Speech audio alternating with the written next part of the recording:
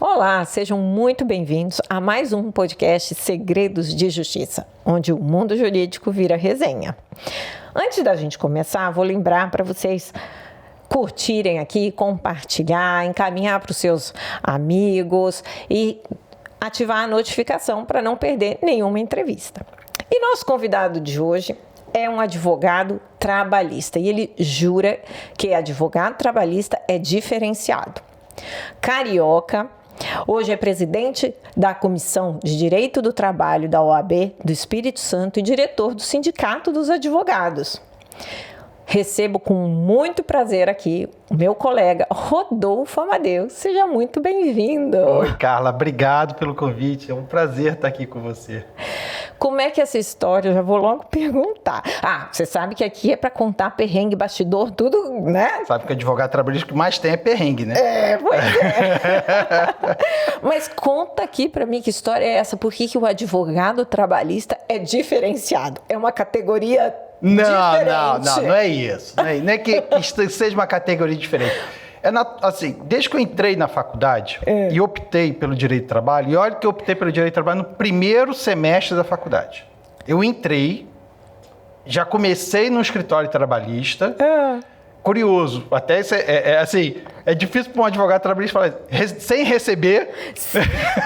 Então, eu fiquei 1 ano estagiando no escritório sem remuneração, por prazer, né? Era um grande amigo da minha tia já é do meio, tá? E aí me indicou ele, o Fred, e aí ele falou assim, olha, eu tô montando escritório, tem uma vaga aqui, e tô precisando de alguém. Assim, então sou eu. Só que é o seguinte, eu não tenho dinheiro para te pagar. Eu falei assim, não tem problema, eu só quero trabalhar para aprender. Então vem. E aí comecei já no direito do trabalho e aí comecei a me envolver e me apaixonar por esse ramo, né? E você vê o seguinte, ao longo dessa carreira, você percebe que a advocacia trabalhista sofre um pouco sofria. Não sei, hoje nem tanto, mas lá atrás sofria muito preconceito com relação aos outros ramos. Nos achavam advogados inferiores, que não sabia se vestir, chamavam a justiça do trabalho de feira. De feira, mercado de peixe. Por aí vai, né? E era uma visão... Eu cheguei a um ponto, pra você ter uma ideia, de estar um dia no fórum para ver um processo, na época ainda era processo físico, para ver um processo, tá, aí veio um advogado que devia estar fazendo processo trabalhista, mas certamente era de outra área. Ele falou assim... Direito de trabalho é muito fácil, né? É só hora extra e equiparação salarial. Aí eu olhei para a cara dele e falei assim, então você não sabe o que é direito de trabalho. Porque direito de trabalho está longe de ser só isso, né? E aí você vai vendo que, na verdade, por exemplo, para você escolher direito de trabalho, você tem que estudar direito penal, para a gente estudar os crimes contra a organização do trabalho. A gente tem que estudar direito internacional, para saber explicar as convenções internacionais. A gente tem que estudar direito marítimo, a gente tem que estudar direito eleitoral, a gente tem que estudar processo civil, a gente tem que estudar direito civil, direito constitucional, direito administrativo e diversas outras áreas. Direito médico, LGPD. Tudo. Então, assim, porque 90% das leis que existem repercutem na relação de trabalho. Claro, de alguma maneira, setores da economia têm trabalhadores. De alguma maneira, aquele assunto novo vai repercutir, seja público ou privado, mas vai trazer repercussão. Sim. E aí você vai ter que saber, você vai ter que estudar em algum momento. Então, assim, quem escolhe isso tem que estar pronto para poder saber estudar e estar disposto a estudar isso tudo. Então, não é questão que seja diferenciado, mas, por exemplo... Não tem, certamente, uma pessoa que trabalha mais na área de contratos não deve ser tão obrigada a estudar direito eleitoral. Entendeu? E não direito penal. Então, quer dizer, assim, nós, como a advocacia trabalhista, tem esse diferencial. Não é que isso seja melhor ou pior, longe disso, mas tem um diferencial em relação aos outros ramos do direito. É por isso que é diferenciado. Né? E vem cá, você começou lá no Rio, né? Você é carioca e tal, e andou muito de ônibus, muita fichinha. Conta pra gente aí as dificuldades lá no início de carreira, porque hoje quem começa já começa no digital, né? No PJE, né? No PJE. Pois é, eu comecei na transição do final do processo, da fichinha do balcão. Você se lembra da fichinha, né? Sim. Que era tudo anotado lá, tinha as varas tinham os fichários, aí ia lá demorar. Para ver um processo, eu acho que demorava quase 1 hora, né? Que é achar a fichinha, atualizar a fichinha, etc e tal. E isso foi em 92. Não foi nem tanto tempo, você vê, não foi nem tanto tempo assim. A gente saiu da fichinha em 92, eu acho que quando eu terminei a faculdade, em 96, já tinha digitalizado, já era sistema, já não era mais fichinha, então já tinha feito a transição, e logo depois veio o PJE, né? Acho que 7 anos ou 8 anos depois, já implementa o PJE e já começa a ser 100% digital. Então, o início de carreira foi na fichinha, no balcão, né? E como você falou, assim, tive uma sorte porque eu sempre estagiei em bons escritórios. Isso daí realmente foi uma sorte muito grande. E escritórios grandes, tive a oportunidade de estagiar durante muitos anos no que eu considerava o maior escritório trabalhista do Rio de Janeiro. Né?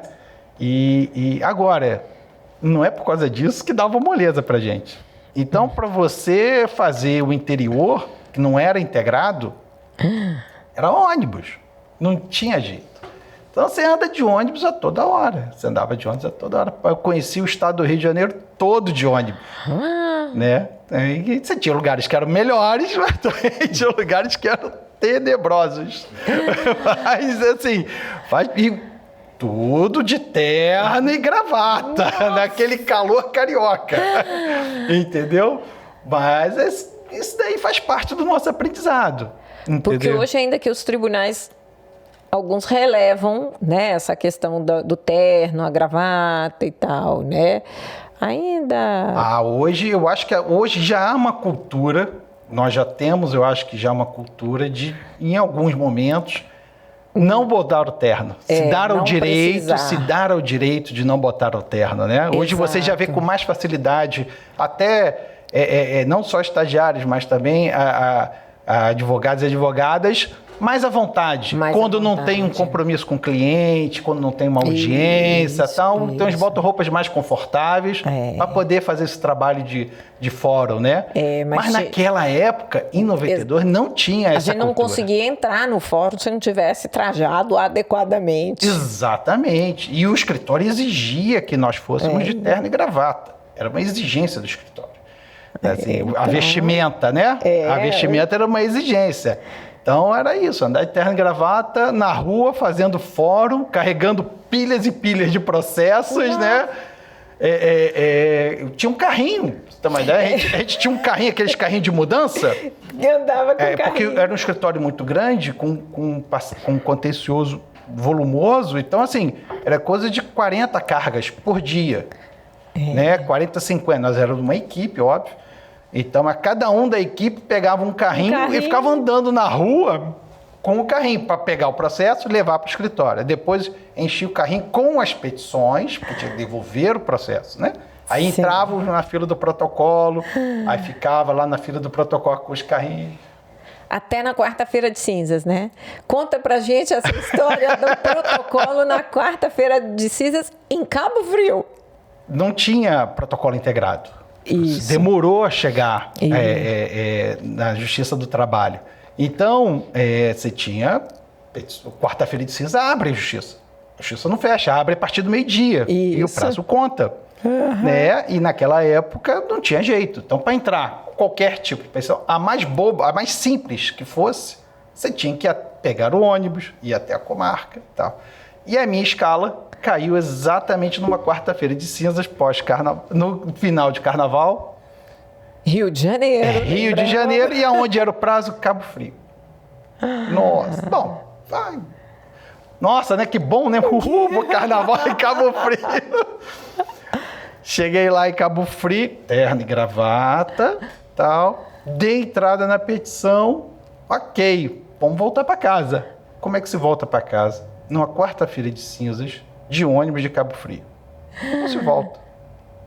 Rodoviária, tudo lotado. Lotada. Tudo lotado. Não tinha ônibus. Aí você era assim, e agora? Então eu aqui em Cabo Frio. Aí fui lá para dizer, rapaz, você não está entendendo, eu tenho que voltar para casa. Estagiário eu só vim trabalhar. Aí falei assim, estender, né? Exatamente. Eu falei assim, olha. Hoje até você fala assim, bom, não tem jeito, vou aproveitar um pouquinho, né? Não, não tinha isso não. Eu falei assim, olha, você tá me vendo, eu tô de terno e gravata, cara. Fui vim trabalhar aqui. Você não tem nem noção, só vim dar entrada numa petição. Eu preciso voltar para casa. Aí o rapaz falou assim, olha, você pode ir a pé, em pé. Aí eu falei assim, em pé? Pé? Em pé. Pode? Pode. E o valor? É o mesmo. Falei, tá valendo. Tá aqui o dinheiro. Voltei numa quarta-feira de cinza, um ônibus lotado. Todo mundo de roupa de praia, curtindo. E você? Ia lá de terno, sem ar-condicionado. 2h30, mais o trânsito, o engarrafamento. Cheguei em casa, acho que 10 da noite esse dia. Xingando Deus e o mundo. Mas, por sorte, não peguei mais nenhum plantão de quarta-feira de cinza. Esse foi meu último. Eu acho que o escritório ficou com pena. Quando eu contei no dia seguinte, eles ficaram com pena. Você acabava se divertindo muito, né? Hoje, né? Hoje eu rio muito disso. Dia seguinte, eu lembro que eu cheguei no escritório soltando os cachorros. Falei, como é que vocês me mandam pra Cabo Frio? Não sei o que, quase que eu não volto. O pessoal ria, né? Todo mundo rindo, né, da situação. Né? Mas depois, outros que passaram esses perrengues, eu fui poupado. Mas sempre tem esse perrengue para todo mundo, né? Todo mundo já passou. Todo mundo que estagiou naquela época e teve que fazer isso, já passou por isso. Um tipo de perrengue desse. Com certeza. Se não passou, devia ter passado. Né?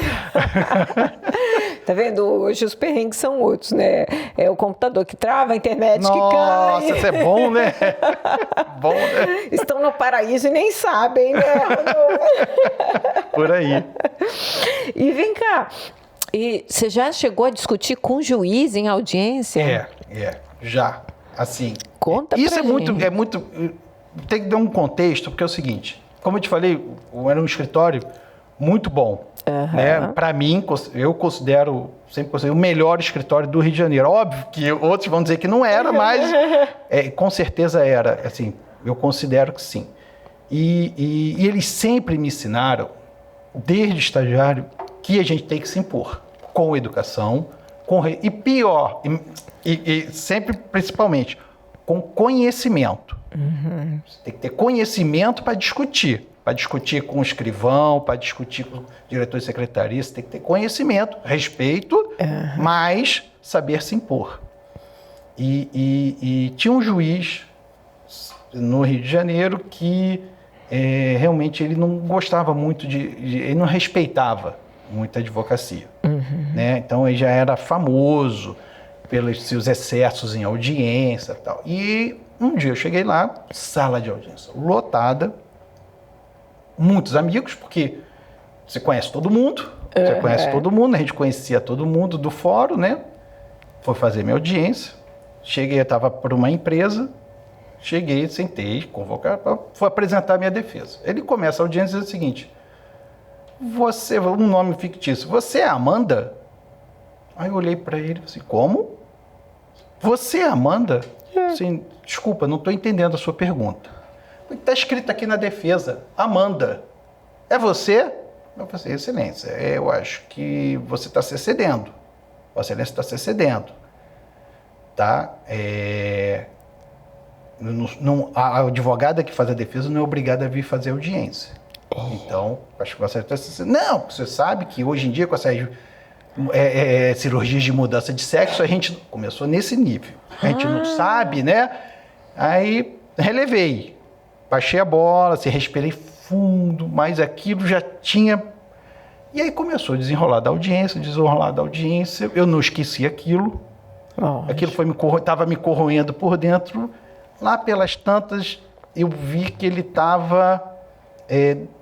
não é favorecendo, mas estava ajudando a outra parte, processualmente. Acontece. Às vezes o juiz dá aquela ajudinha, a gente releva, tal, mas nesse dia eu já estava com sangue quente. Aí eu falei assim, Vossa Excelência não pode fazer isso. No meio da audiência. Aí, como? Interrompi, eu falei assim, Vossa Excelência não pode fazer isso. Vossa Excelência está advogando para ele. Aí ele ficou nervoso. Como assim? Isso mesmo que eu falei, Vossa Excelência está advogando para ele, Vossa Excelência não pode se comportar dessa maneira. Aí começou o bate-boca. Começamos a bater boca, literalmente. A sala de audiência era assim, né? Eu aqui, meu ex-adverso aí, e o juiz aqui na ponta, né? Só que um pouco mais acima. Ele era alto. Além de tudo, ele era alto. Então, foi bater boca, ele começou a falar alto, eu comecei a falar alto também, não baixei o tom, ele se nervou. Quando ele se levantou, eu levantei. A gente ficou assim, frente a frente, isso, aquele alto, eu aqui. Assim, ele devia estar aqui, eu devia estar aqui. Peitei, e eu falei para ele, assim, bate se tu é um homem. Falei assim, porque eu sabia que ele era machista, eu já sabia que ele era machista e tal, eu provoquei mesmo, falei assim, bate se tu é um homem. Eu não vou te fazer nada. Mas tu vai bater, tá aqui meu rosto. Pode bater. Eu sei que tu tá doido para isso. Aí ele respirou, tal. Aí sentou, vamos botar tudo na ata. Eu falei assim, perfeito, Excelência, vamos começar do início da audiência. Agora, vamos registrar tudo que Vossa Excelência falou desde o início da audiência. Inclusive aquela piadinha sem graça de eu ser Amanda. Aí ele recuou. Aí, não... Você não está entendendo que às vezes a gente faz piada. Eu falei assim, Excelência, eu não sou seu amigo para estar recebendo piada sua. E assim foi. Aí baixamos. Aí terminei o dia e falei assim, Vossa Excelência, já que foi uma piada, a gente chegou a um acordo processual ali para prosseguir a audiência. Falei, tá, então foi tudo um mal entendido. Então tá bom, foi tudo um mal entendido então, Excelência. Então vamos prosseguir.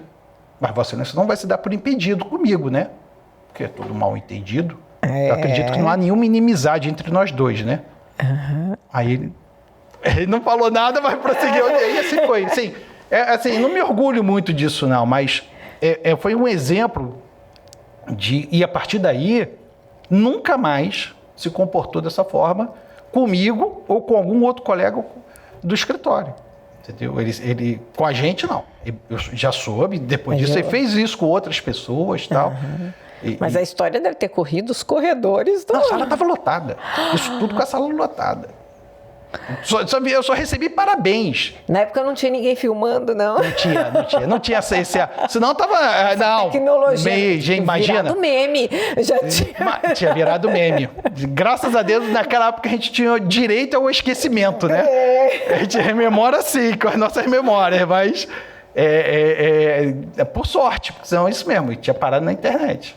Ia ser Conjuro, e por aí vai. Mas é uma forma que a gente tem de mostrar que é necessário, às vezes, a gente se impor para ter respeito. Claro. Isso vale para homens e mulheres, sim, né? Principalmente para a jovem advocacia. Se não se impor em certos momentos, não vão te respeitar.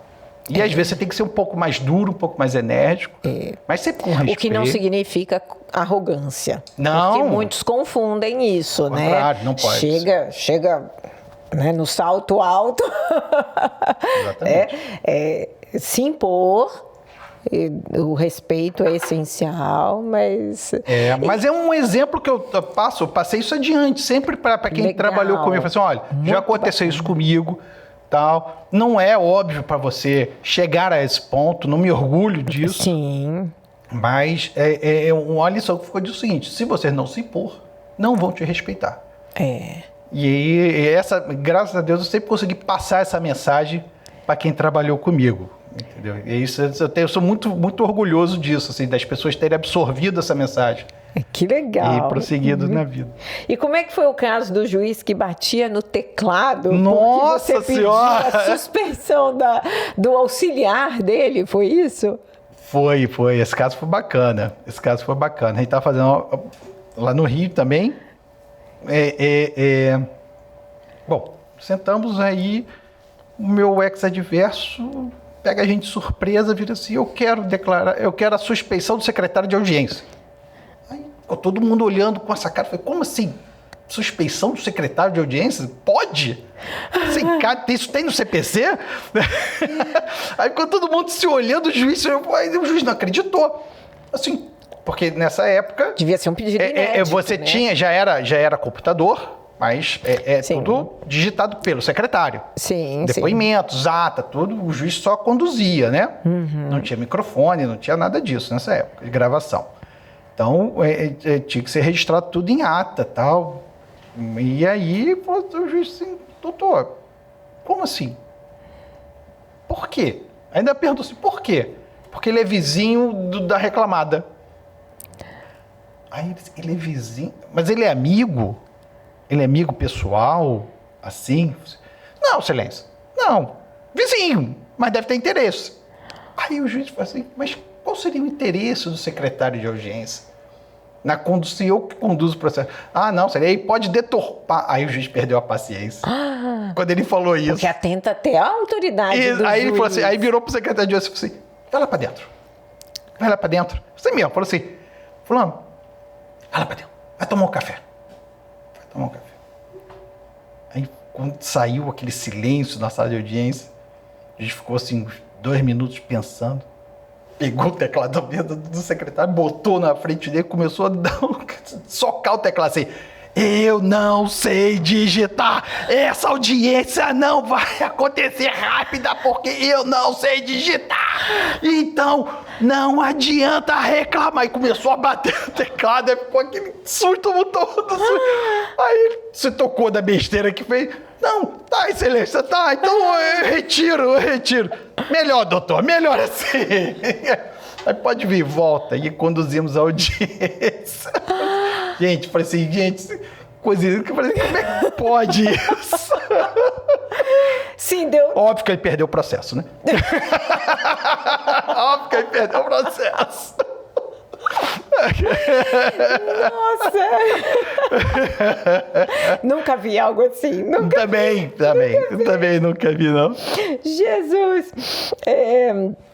E conta pra gente que o direito te proporcionou conhecer artistas, né, famosos, aí a banda, você chegou a conhecer o Rapa e ganhar ingresso pro show? Já, não, por exemplo, no escritório que a gente já advogava para alguns artistas, né? Então eu já tive contato com vários artistas, com Caetano Veloso, tal, profissionalmente, né? Sim. Profissionalmente. E depois teve uma fase que a gente tinha um cliente em Porto Velho, e aí Porto Velho só tem um voo que vai, um voo que volta. Então, tudo que acontece na cidade passa por esse voo, não tem jeito. E esse voo é aquele voo que era, não sei se você vai lembrar daquele Fokker 100 da TAM, pois é, era aquele aviãozinho mequetrefe, que fazia isso. Você ia até Brasília, né? Até Brasília você ia num avião decente. Isso. E em Brasília você embarcava no Fokker 100 e ia para Porto Velho. Tá falando isso em 2002, Aposentaram 2003. o Fokker 100, né? Claro. Pô, a nossa segurança. A nossa segurança. E aí tudo passava. Por Porto Velho. Então, só que é o seguinte, era um voo tão longo que você embarcar... Então, por exemplo, é normal, né? Você no aeroporto encontrar gente famosa, claro. É uma coisa muito normal. Então, a gente embarcou o Rapa. Ok, embarcou o Rapa, para Brasília. Aí começa a fazer o filtro, né? Que aí chega em Brasília, desembarca e fica a turma de Porto Velho. Do Fokker 100. E não era uma escala, assim, imediata. Desembarcou, entra... Não, desembarcou, são 2h30, ainda tem os atrasos, etc e tal. Aí você fica lá no aeroporto, aí começa a conversar. Aí começa a conversar com o Marcelo Yuca, aí você começa a conversar com fulano. Que todos iam para Porto Velho. Não, pô, vocês estão indo lá para Porto Velho também? Então, vamos fazer um show. Que bacana, pô, eu contava, pô, fui no show de vocês outro dia, que bacana, pô. E aí embarcamos, então, quando saiu o voo, o pessoal já estava quase que amiguinho, né? Porque a gente ia também só tinha um hotel. Então ia todo pro mesmo hotel. Ia pro mesmo hotel. Então tudo, entendeu? Aí ficava nisso, a pessoa, vai fazer o que hoje? Eu falei, não, minha audiência é só amanhã. Você ia um dia antes, né? Porque não dava. Não dava pra ir no mesmo dia. Não dá, não tinha isso. Aí eu tinha que um dia... então vamos no show com a gente. Eu falei, não, eu não comprei ingresso. Eu nem sabia que vocês iam tocar aqui. Eu falei, não, vai com a gente. E aí, tive o prazer de assistir o show deles lá, com eles, né? Com eles. No bastidor mesmo. É isso, atrás do palco. Foi muito legal. Isso aconteceu também já com o Pato Fu. Mesma coisa. Oh, que bacana! Aí teve esse negócio, compensação, né? Pela audiência em Porto Velho. E já passou algum perrengue em avião por causa de trabalho?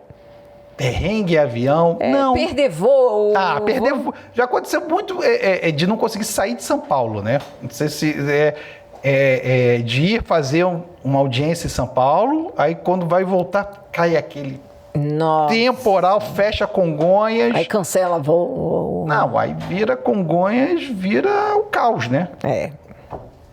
Mar de pessoas. Chegou um ponto, assim, que foi muito inusitado. Eu lembrava, assim, que o negócio estava tão desesperador que as companhias aéreas abriam os portões e falavam assim, vou pro Rio, sem mala, pode entrar. Pode entrar. Até encheu o avião. Aí encheu, fecha a porta. De qualquer voo. Não, tá indo pro Rio, vem. Tá sem mala? Entra aqui, eu te levo. E assim, nesse nível, assim, aí só sair de São Paulo meia-noite e pouco, né? Mas faz parte. Assim, quando você tá viajando muito, tá sujeito, principalmente São Paulo, né? Congonhas. Principalmente São Paulo e Congonhas. Rio, né? Rio também. Santos Dumont. Santos Dumont. Quando eu já trabalhava aqui, quase que eu perdi uma audiência porque fez aquela neblina matinal no Santos Dumont. Aí não desce. O meu voo não saía de jeito nenhum e tal. Aí você fica naquela angústia, aquele nervosismo, né? No aeroporto, liga para Deus e o mundo e tal. Acabou que o juiz tinha invertido a minha audiência, deu certo, mas assim, isso acontece muito. E você, como advogado trabalhista, sabe, né, dessas mudanças aí de tripulação também, né, de horários e tal, diminuição, sabe como é que é complicado. Às vezes a tripulação tá lá, mas não pode voar porque já deu o horário deles, né? Exatamente, e eles não voam. Eles não voam. Eles são bem criteriosos com isso. Não, e tem que ser, né? Para nossa segurança. Para nossa segurança. E como é que você veio parar no Espírito Santo? Você veio em 2005? Eu vim profissionalmente, Eu vim profissionalmente. O escritório pegou um cliente aqui, um grande cliente, que exigiu que a gente tivesse uma filial aqui. Aí, na reunião, eu já era sócio do escritório na época, na reunião eu falei, quem quer? Eu já era casado, mas não tinha filhos, não tinha nada, era muito jovem. Aí eu sempre gostei de desafios. Aí eu falei assim, eu quero. Aí todo mundo olhou pra minha cara e disse, você tem certeza? Tenho, eu quero. Eu acho que vai ser um desafio bacana. Eu dou conta. Foi. Aí vim, montei o escritório do zero, né? Tal, montamos. E aí já vim, demorou muito pouco para me apaixonar pela cidade e fiquei, né? Estou aí até 20 anos. Mas continua ligado a esse escritório, não? Não. Já tem uns 16 anos já que a gente já se separou. Mas nós somos todos muitos amigos. Até hoje, por exemplo, até hoje eu faço uma audiência como correspondente deles. A gente tem muito contato ainda, como amigos. Né? Eles são meus padrinhos de casamento. A maioria é meu padrinho, minha madrinha de casamento. Que legal, que bacana. E sua esposa trabalha no escritório? Sim. Ela trabalha no escritório. E como é que é trabalhar com... Foi difícil, não é fácil você conviver tanto tempo assim com seu companheiro ou com a sua companheira, certo? Te tira um pouco da sua privacidade, isso incomoda, mas assim, se você tiver força de vontade e carinho e amor, você consegue superar. Então a gente aprendeu a trabalhar e a separar as coisas de trabalho e casa. Então quando a gente aprendeu isso, aí a coisa começou a fluir tranquila. E hoje é muito tranquilo. Que bacana, que bacana. E me fala uma coisa, no Sindicato dos Advogados você não está há muito tempo lá, ou está? Não, tempo? Meu primeiro mandato. Primeiro mandato. E vocês fazem umas ações sociais, não é? De atendimentos. Conta pra gente como é que tá o trabalho lá. É um trabalho que quem criou isso foi uma grande amiga minha, a Simone Malek.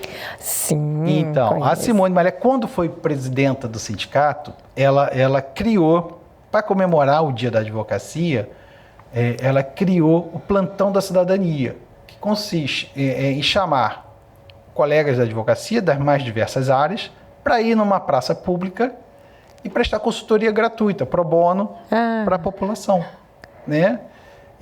Qualquer área ou área... Qualquer área. Não, nós temos colegas criminalistas, previdenciaristas, de família, vai de tudo, né? Uhum. É bem organizado, a gente tem apoio, normalmente a gente tem apoio de faculdades que levam estagiários, que fazem um pré-atendimento, né?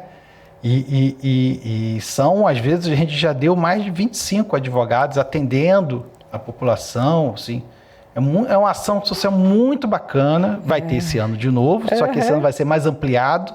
Não vai ser só em Vitória, vai fazer em Vila Velha, agora em julho, inclusive. E nós vamos fazer também, não me engano, Cariacica, Vila Velha, Cariacica, Vitória, óbvio. Eu não sei se na Serra, eu tenho que confirmar com o presidente Télvio. Está ampliando. Mas estamos ampliando. Que legal, ampliando. Que bacana. E conta que história é essa? Deve ter muita história, né? Que para ser contada nessas ações sociais, né? E que história é essa do cara que ia só porque tinha uma advogada bonita? Não, assim, acontece, né? Você está sujeito à população, você passa pelas mais constrangedoras situações, né? Então, essa foi uma dessas. E coitada, assim, a colega estava ficando extremamente preocupada e sentiu até coagida, porque o cara era efusivo, de querer só por causa dela, tem que intervir. Aí você tem com educação, então sem truculência e tal, e você tem que pedir pro rapaz se retirar, ó, por favor. Não sei o quê, mas ela falou assim, ó, tava assediando, né? Para que você está assediando.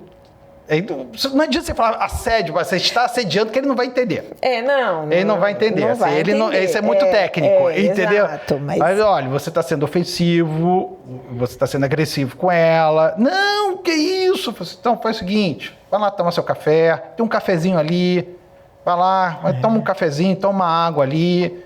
E já teve seu atendimento, vamos dar a chance para os outros, enfim, você tem que saber tratar. Mas acontece, às vezes acontece. Assim, tá lá, por isso você tem que estar. Assim, a gente tem a diretoria fica muito lá e dá muito trabalho, sim. Por causa disso, né? Por causa disso. Mas, assim, isso não tira a satisfação que terminar um plantão da cidadania. É um dos negócios assim, mais gratificantes que existe. Que bacana, que bacana. Agora a gente chega aqui num bate-pronto. Eu vou falar algumas coisas e você diz o que vem à cabeça. Tá? Vamos ver se eu conseguir. Nunca diga para um advogado. Desista. Alvará é? Vida. Justiça é? Uma utopia. Processo físico ou digital? Digital. Audiência virtual ou presencial? Híbrida. Essa é boa, hein? Ninguém falou até agora. Eu não abro mão, assim, é óbvio que isso é um tema delicado, né? Mas assim, você vai ter opiniões para os dois lados. Claro. É inegável os ganhos com uma audiência virtual. É inegável. De conforto, de praticidade e tal. Mas nem todos os atos você consegue praticar, na minha opinião, na minha visão, de forma plena, direita, correta, como deve ser feito de forma virtual. Se pega, eu acho, mas atos simples, audiências simples, não vejo problema nenhum de você fazer virtual. Ao contrário, eu acho que até ajuda mais. Mas determinados tipos de audiência, o melhor, na minha visão, ainda é presencial. Por isso que eu acho que o meio termo é o ideal. O que mais te irrita num processo? Perder.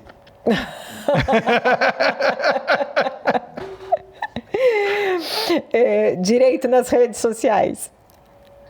O caminho sem volta. Né? E a gente tem que se adaptar a isso. Assim, não tem jeito. Hoje a rede social é um meio de comunicação fortíssimo. E se a gente não entender isso, nós vamos ser dinossauros. Né? E nem sempre o mercado vê com bons olhos os dinossauros. Então, sim, isso não quer dizer que a gente pode ser experientes, mas temos que nos adaptar às novas ferramentas. Como a gente saiu da fichinha e estamos hoje no PJE, no juízo 100% digital, nós temos que entender que também no nosso mercado saímos daquele modelo da década de 50 e estamos num novo modelo muito mais globalizado, muito mais exposto e tem que agora, saber usar. Só sabendo usar, acho que é uma ferramenta importantíssima para a advocacia. O que você diria para alguém que diz que advogado tem vida fácil? Que não sabe o que é ser advogado. Se não fosse advogado, você seria? Jornalista. Jornalista? Jornalista. Jornalista. Eu sempre gostei de escrever e ler. Sempre gostei de dar minhas opiniões. A gente dá no processo as nossas opiniões, né? Os nossos estudos, né? Então, a minha primeira opção antes de entrar em direito era ser jornalista. Mas por pressão familiar, acabei com direito. Não me arrependo. Assim, foi onde eu me apaixonei. Sou um cara completamente apaixonado pela advocacia. Completamente. Já tive várias oportunidades de ir, né, para a carreira pública, de fazer concursos públicos e tal. E eu sempre fui convicto de que isso não era o meu destino. Meu destino era seguir na advocacia. Então, mas se eu não fosse advogado, seria jornalista. Que legal. Obrigada, Rodolfo, pela sua presença. Já te falei que você foi um dos primeiros a saber do projeto. A gente ainda estava, né, projetando. Falei, eu quero fazer assim, assim, assim. Já tinha o compromisso de vir aqui, né? Fiquei muito feliz pelo convite. É um prazer estar aqui com você. Você é uma amiga muito querida. Obrigada, muito obrigada pela sua participação. Obrigado a você, agradeço. E vocês não esqueçam, curtam, compartilhem, se inscrevam. E até o próximo podcast. E se tiver alguma história para contar, quem sabe você não vem aqui. Comenta aqui.